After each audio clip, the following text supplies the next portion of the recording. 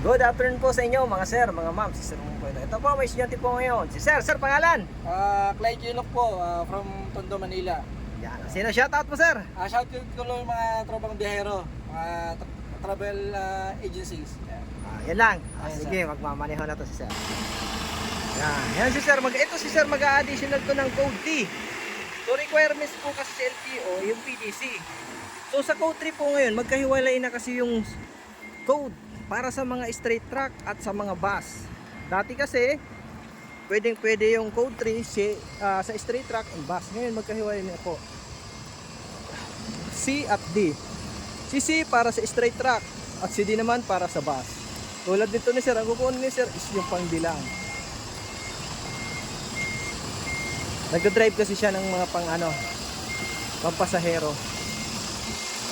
Kailangan niya daw ng D. So yun, nag-PDC siya.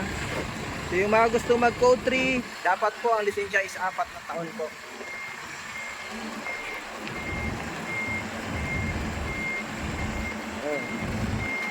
So shoutout dyan sa aking mga estudyante at followers. Maraming salamat sa inyo mga sir. Yan o, sanay na sanay si sir mag-drive nito. Lisensya na lang ang kulang talaga niya.